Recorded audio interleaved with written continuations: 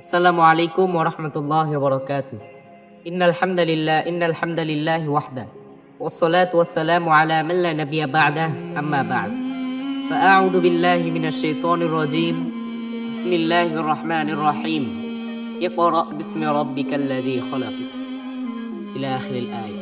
হামদ ও নাতের পর প্রিয় ভাই ও বোনেরা, আজ রমজানের পঞ্চম।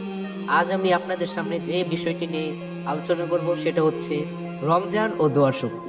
প্রিয় ভাই ও বোন, একটা প্রশ্ন করি, এই 5 দিনে আমরা কয়বার সত্যিকারের কান্না করে আল্লাহর কাছে দোয়া করেছি? কয়বার আল্লাহর সামনে নিজের ভাঙ্গা হৃদয় খুলে দিয়েছি?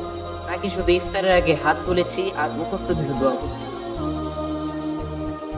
আজ আমরা কথা বলবো রমজান ও দোয়ার শক্তি। প্রিয় ভাই ও বোনেরা, মহান আল্লাহ তাআলা কুরআনুল কারীমে সূরা বাকারার 186 নং আয়াতে বলেন, وَإِذَا سَأَلَكَ عِبَادِي عَنِّي فَإِنِّي قَرِيبٌ أُجِيبُ دَعْوَةَ الدَّاعِ إِذَا دَعَانِ।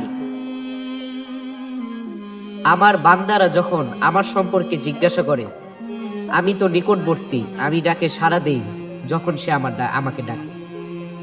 লক্ষ্য করুন, রোজার আয়াতের মাঝখানে আল্লাহ দোয়ার কথা এনেছে। মানে কি? রমজান হলো দোয়া কবুলের বিশেষ সময়। কিন্তু প্রশ্ন হলো, আমরা কি সত্যিকার অর্থে আমি আল্লাহর কাছে দোয়া করছি? রাসূল সাল্লাল্লাহু আলাইহি ওয়াসাল্লাম বলেন, লিস-সাইমি ইনদা ফিতরিহি দাওয়াতু লা তুরাদ্দু।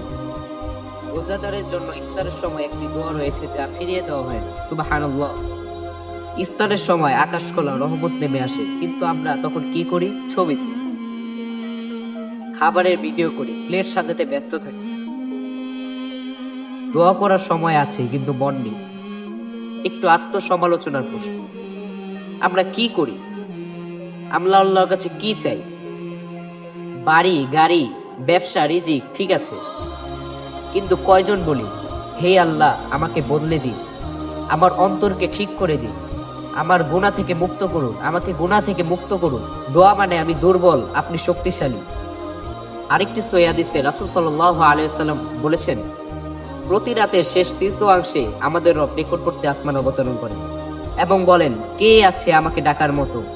কে আছে আমাকে ডাকবে? আমি তার ডাকে সাড়া দেব। কে আছে আমার কাছে চাইবে?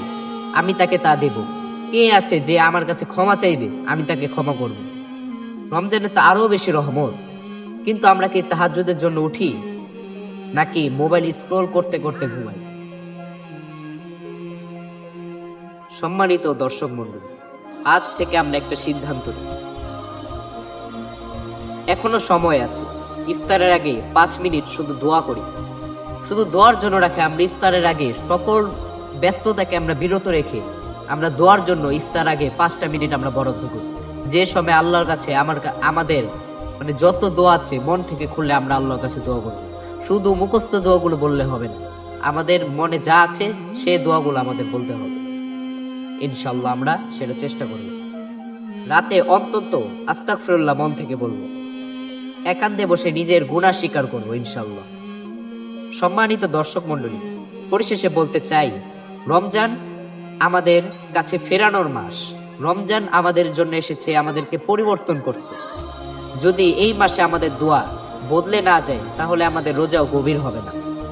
আজ থেকে সিদ্ধান্ত নেই, আমি শুধু হাত তুলব না, আমার হৃদয় তুলব। হে আল্লাহ, আমাদের দোয়া কবুল করুন, আমাদের অন্তরকে নরম করুন, আমাদেরকে এমন বানান যারা আপনাকে সত্যিকারে ডাকে, সত্যিকার ভাবে আপনাকে ডাকে। আমিন। আজ এখানেই টানছি। আসসালামু আলাইকুম ওয়া রাহমাতুল্লাহি ওয়া বারাকাতুহু।